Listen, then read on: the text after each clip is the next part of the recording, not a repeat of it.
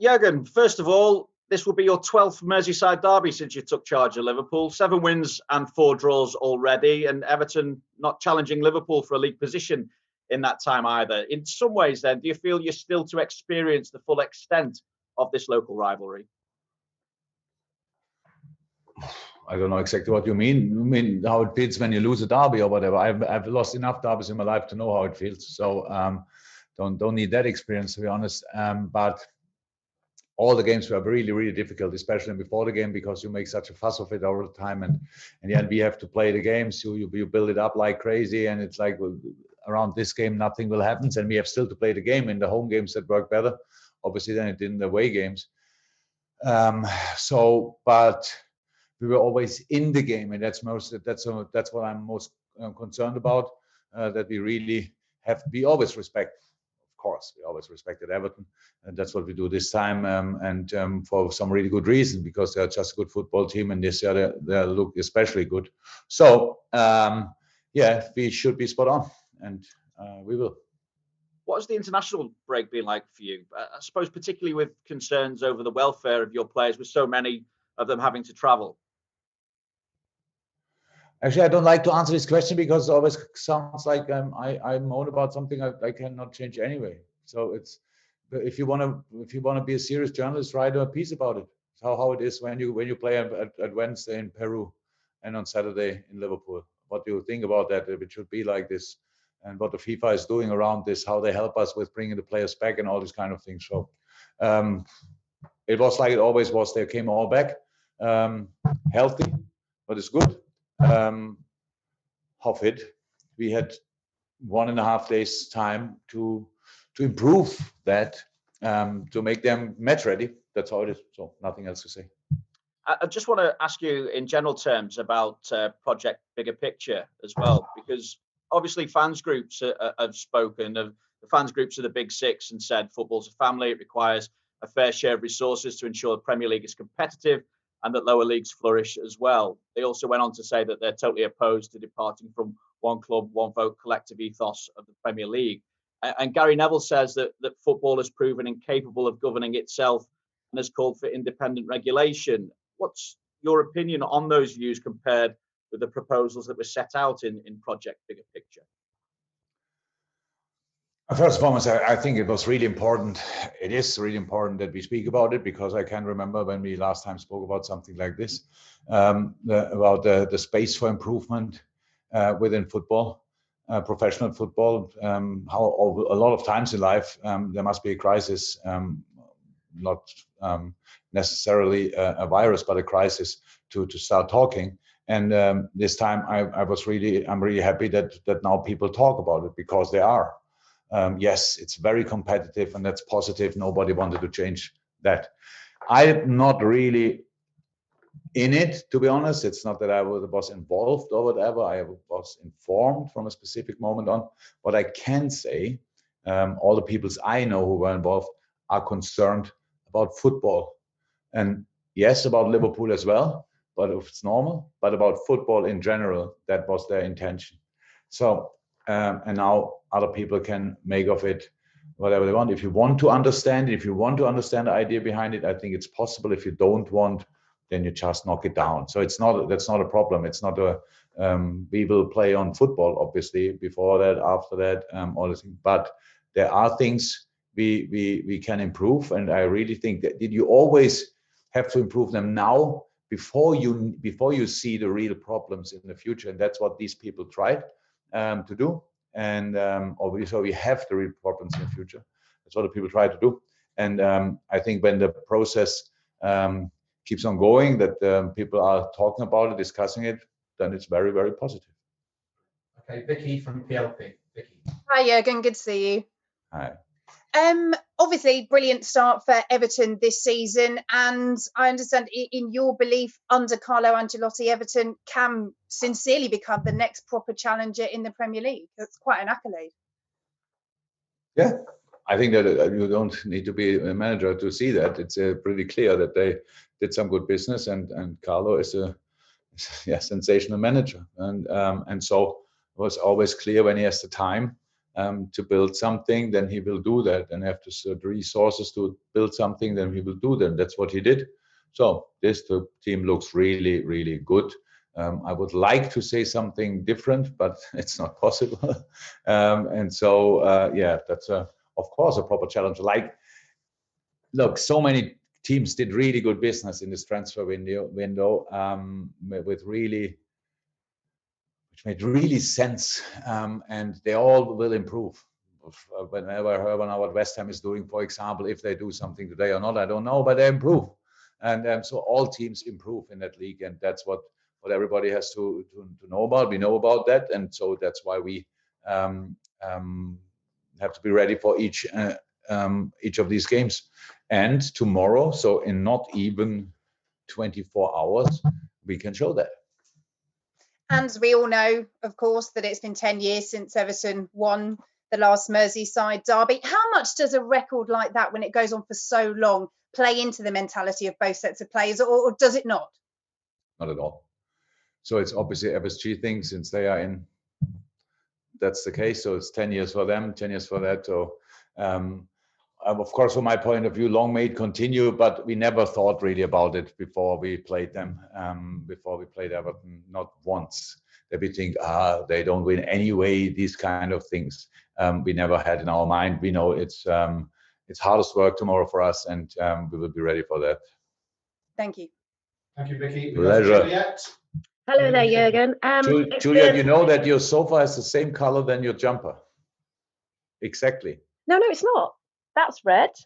And that's burgundy. It looks from here exactly the same color. Okay.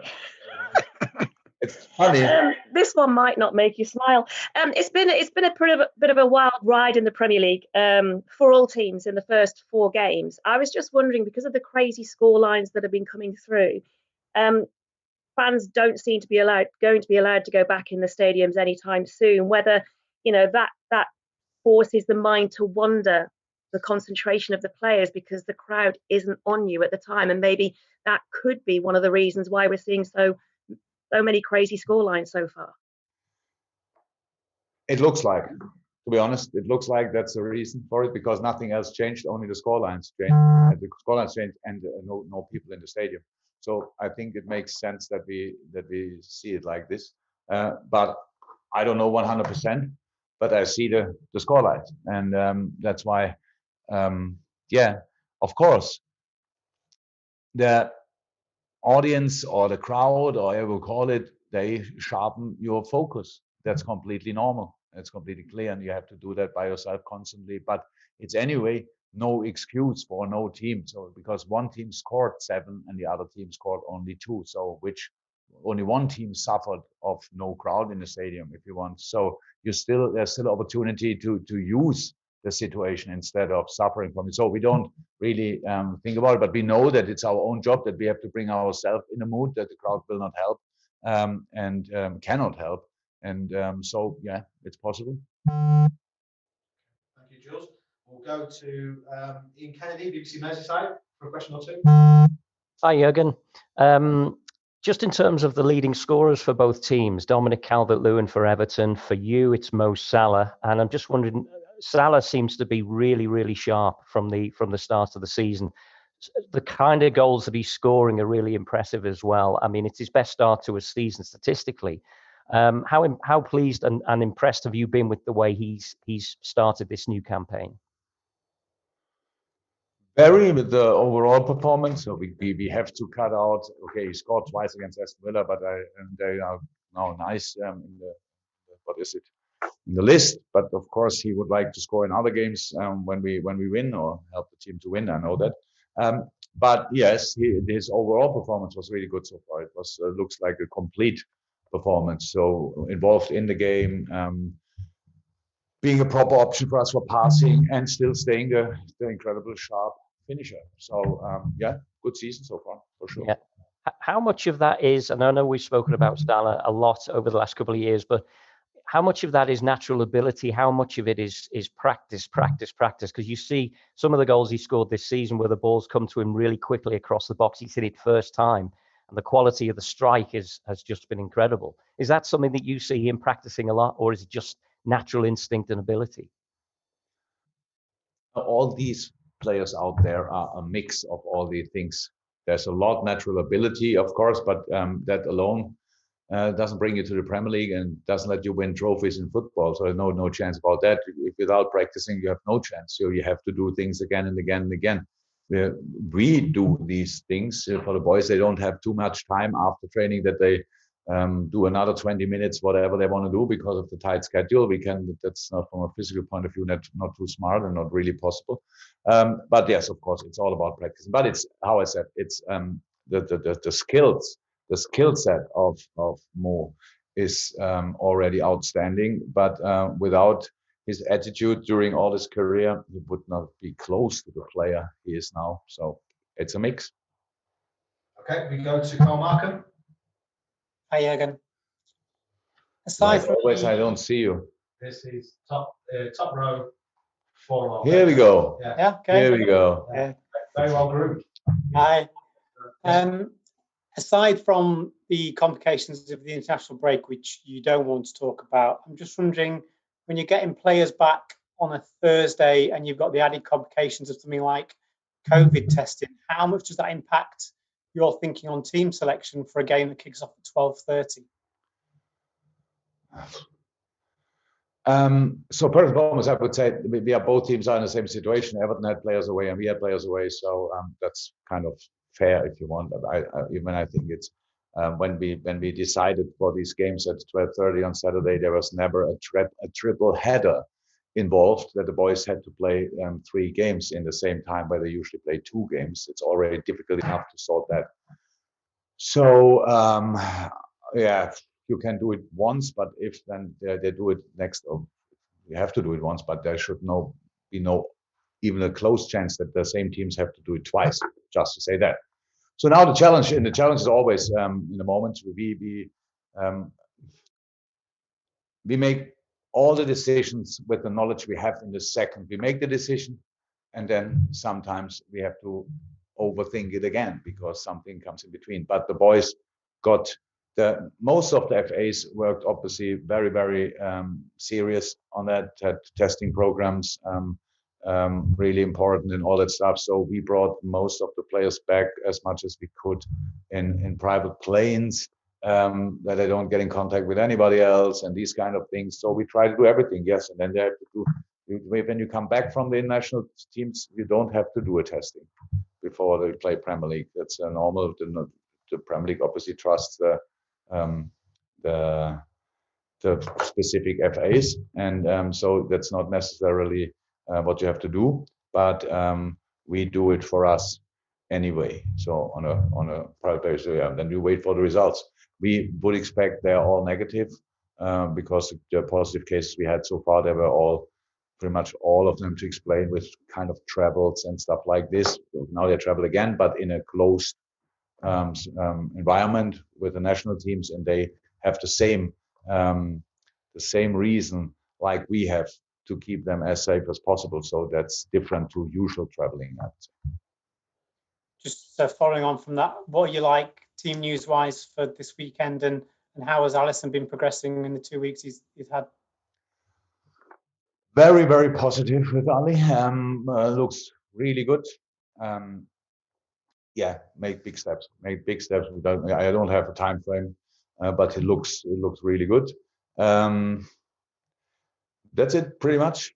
Naby will not be ready. Apart from that, anybody else? Was anybody injured before? No, because we've seen Joe. Yeah, long term, of course, Oxlade not and so on. But from the others, no, they came all back healthy from the national team. Okay, we've got a few hands up, guys, but obviously it's a busy press conference and we've got a breakout, so I'm not going to be able to take any more than one question. So Lars from Norway, just one question, please, Lars, and then we'll go to Tom and Kieran to finish. Lars. You're on mute, Lars. You're still on mute. No. Lars, we're going to come back to you. Tom. Can you hear me? There we are. Nice one. Perfect. Right. So, Jurgen, over the international break, have you had the time to reflect on the season so far? And what are you not so pleased with? What are you pleased with? And as well, if you look at the current situation that Liverpool is in terms of COVID-19 with Tier 3, is this derby even more important for the city of Liverpool in terms of the social restrictions in the city at the moment, that you actually have two really strong Premier League teams going at each other? Could you please mute yourself again? I had a joke. So I actually, the question was that long that I forgot what we are talking about. So I lost it a little bit. What was it with 3 and COVID? Ah, okay. Well, the derby has a big is a big one in Liverpool, obviously. For this city is, I like to think not exactly 50-50, but a lot of people support obviously Everton, and all the rest supports Liverpool. I don't think you find one person in Liverpool who is not really interested in football. Or even if you are not interested, you know somebody who is that much interested that you cannot really ignore that. So yes, it's a big one. We know that. If that's now bigger because of the COVID situation in the city, I don't know. When you are in the city, yes, it's. I don't say it's normal. It's like it's not normal. Like it's pretty much everywhere not normal. And we know about restrictions. We don't feel them here, but we know about them. And I think this game is as important as ever, but not more because of COVID. I don't see that that it depends on that. But yeah, that's it. The question was much longer, so maybe I forgot parts. That's all good. Okay. We'll go to Kieran Canning, and then we're going to finish with Tom Hamilton. Just one question, please, Kieran. Hi, Jurgen. I presume from what you've said before that Sadio and Thiago will be available for tomorrow. And given that when players have had the virus and coming back, obviously one of the associated symptoms is fatigue. So how careful do you have to be to bed them in when they haven't been training and not just throw them in to play 90 minutes? Yeah, of course. We all learn on a daily basis about it. So they are all ready for since I'm pretty sure 5-6 days in training, I would say.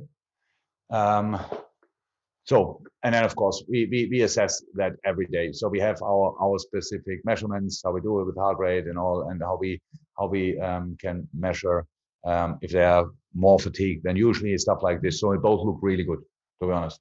So we are very close with the doctors. We don't want to, we would never risk anybody and stuff like this.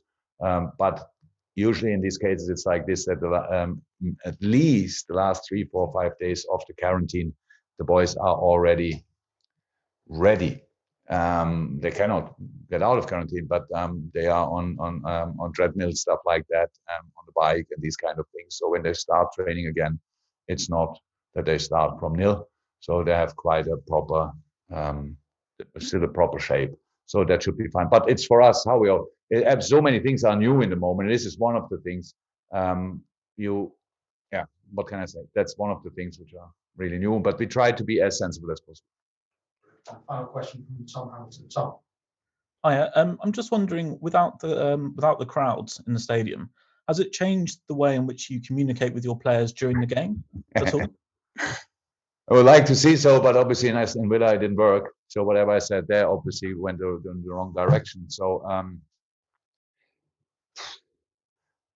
there are situations when I want to make a point clear, and the boys, they don't look at me because they think they know anyway. But I want to say that's really interesting. I had this discussion already with 1 or 2 after the game. Then, so yes, but of course we can communicate more and usually better.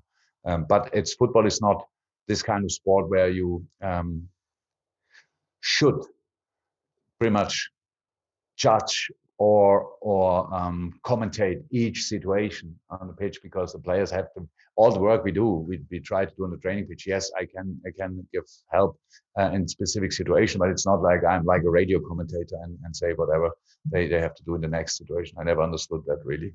But yes, but it's easier like when the stadium is full, 100%. That's one of the very, very, very, very little advantages. Okay, guys, right. Okay, we're going to go to the embargo section.